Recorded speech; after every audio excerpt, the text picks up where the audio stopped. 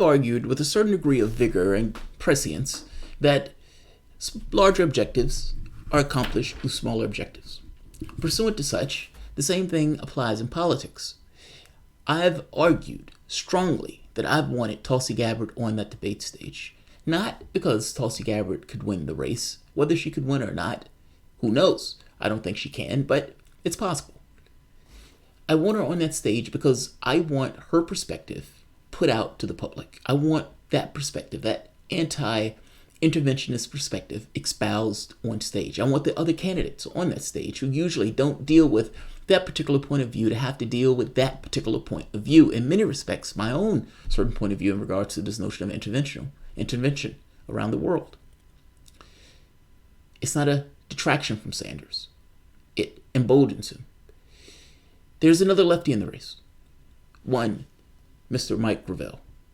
And he is nearing a big event of sorts of being able to also get on that debate stage. Welcome to the Soapbox.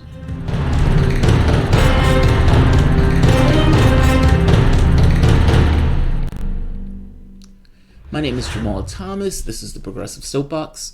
Guys, if you enjoy this content, you find yourself coming back to this channel often, please consider supporting this content through PayPal or Patreon.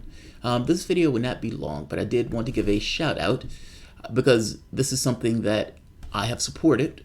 Because again, I've taken this argument of the more lefties on the stage, the better.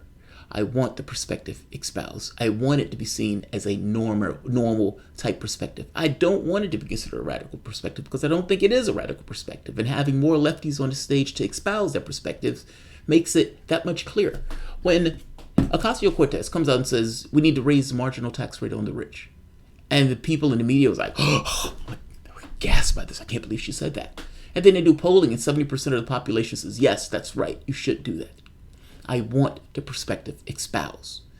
Every lefty on this planet, or at the very least in this country, should also want as many lefties on that stage espousing those perspectives, even if it's not your particular candidate, even if you don't think the person can win, even if you don't think that person themselves want to win.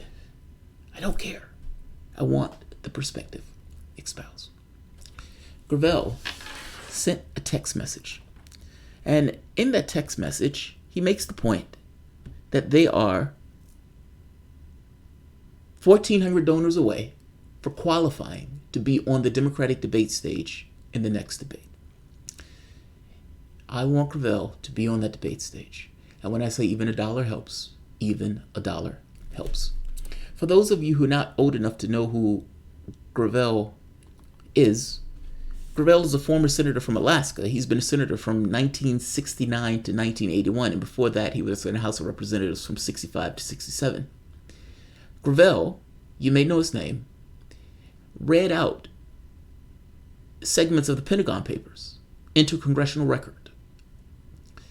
Now, if I remember correctly, this gets Ellsberg off the hook, and it gets across how horrendous and atrocious the U.S. policy was in Vietnam.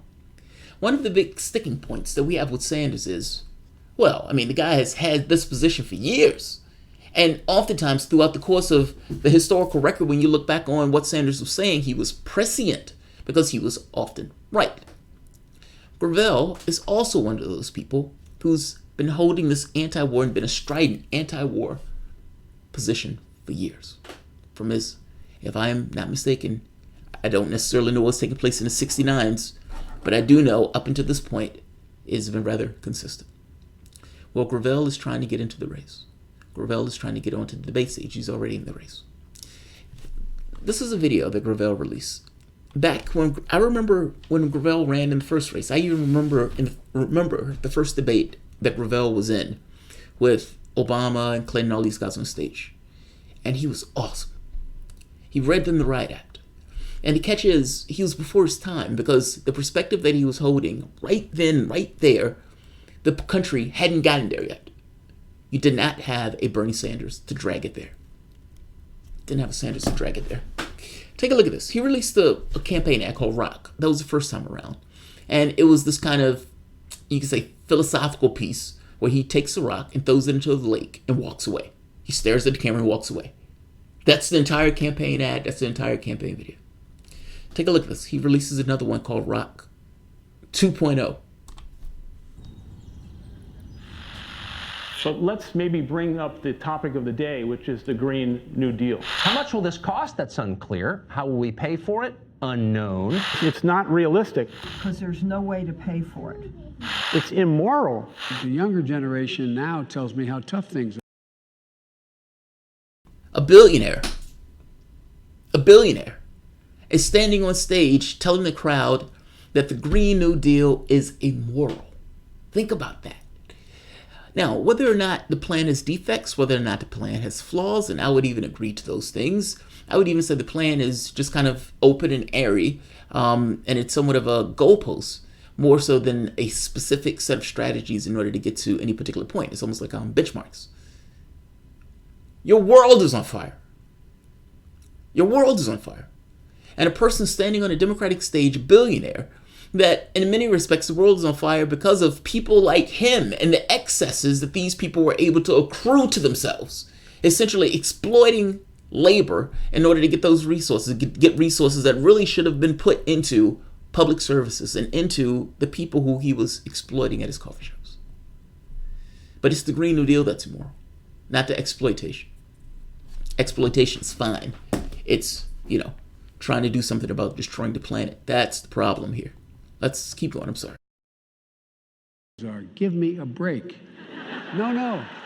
I have no empathy. I'm guided by the beauty of our weapons. I think Medicare for all is one of the possible paths. So I decided I was going to start prosecuting parents for truancy. This was a little controversial in San Francisco. Think about what she's saying. I am prosecuting parents for their kids not being able to go to school. And one of the gut-wrenching stories that she giggles her way through is about a homeless mother who unfortunately has kids, and those kids are having issues with getting to school. And she's threatening this mother with prosecution, and this is supposed to be a feel-good story about some level of success that she was having. Astonishing. More astonishing that she wasn't even aware that the story was going to fall that flat. He did ask you yes or no. Would you support free college for all? I am not for free four-year college for all, no.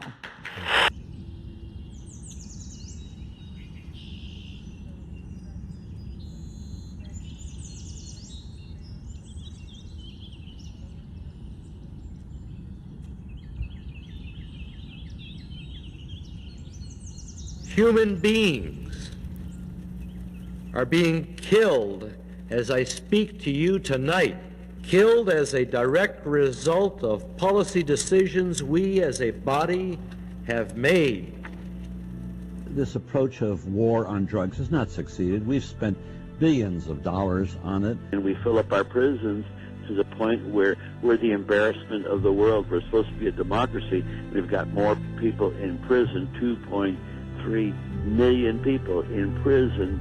We spend more as a nation on defense than all the rest of the world put together. This whole nation should be a sanctuary for the world. I'm ashamed as an American to be building a fence on our southern border. That's not the America that I fought for. Our soldiers died in Vietnam in vain.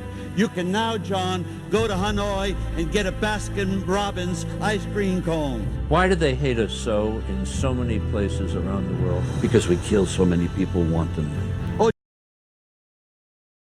Just to be very clear, this stuff is going over the course of his the historical record. And going back, 69? And the perspective that he's taken now is often the perspective at this point of the left in 2019. He was before his time. However, he's still around for the world to kind of get around to where he is, or the country to get to where he is. Let him keep going. Oh, Joe, I'll include you too. You have a certain arrogance. You want to tell the Iraqis how to run their country. And we can get off of gasoline in 5 years, and we can get off of carbon in 10 years. All we got to do is want to do it. Just play. Green New Deal. Green New Deal. I don't even know if AOC was born yet. Yeah, she probably was. But she was very young and was not thinking about a Green New Deal at that time. But he's essentially saying, look, We can do these things, and we prioritize these things, and we set our mind to doing these things. It's just a matter of will and public sentiment. He's right. Now, AOC pushes this out longer than him. He's more aggressive on the deadline, but still, you get his basic point. There's another lefty in the race, is my point. I want him on that debate stage espousing these points of view. I want him espousing those points of view. I want people to have to respond to him when he's making this argument. And I want there to be more than just Tulsi Gabbard. I mean, you have so many people on the debate stage that you essentially have, they're just kind of all over the place. I absolutely want the probability of getting a question or getting some kind of answer that goes to Gravel. I want that probability. I want that higher. I want him on the stage. I want him making these points, making this argument. Get out. It's their country. They're asking us to leave, and we insist on staying there. The military-industrial complex not only controls our government, lock, stock, and barrel, but they control our culture.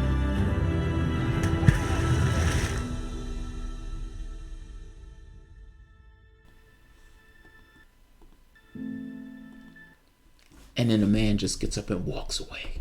A man walks away. God, it's so epic. I love it. It's, I think what his point is that an individual can make a difference. You're picking up a rock, you're throwing it into this kind of still sort of water or something, or at the very least from the outward perception of it, maybe it looks still. And it ripples. And it touches one person to the next, to the next, to the next. But ultimately, this kind of, it started with one. At least that's my interpretation of it. I mean, it may be open to interpretation. This was a political campaign ad, mind you. That ad is amazing. That ad goes over his track record. And that ad is exactly why I want him on that stage. The ad is not, it's him. But he's the basis of that ad. His track record, his historical precedence. It deserves to be on that stage. He's earned it, if nothing less. And not just earned it, from the standpoint of people on the left. And from the standpoint of wanting our ideas put to the American public, as many lefties as can get on that debate stage. It's as many lefties as we can get on that debate stage, the better off we are. This is Gravel, and I'm going to put a link below the video if anybody wants to give the Gravel campaign $1 to get him on that debate stage. MikeGravel.org/donate. I'm not going to keep this long. I just wanted to give a shout out to him because Gravel, in one of his videos, he says, I'm too old to be I'm too old to be president. However, I do want to be on that debate stage. And as I've made that argument more times than I care to bring up, it matters. It doesn't matter if the individual is going to win the race. It matters whether or not the ideas can get pushed to the American public. Because I got to be honest, you have no idea what catches fire per se. We have assumptions of what the world is, but those assumptions are just assumptions. The world is not solid in the way we think it's solid. So Gravel being on that stage, to me, will be a better reality. Thanks all.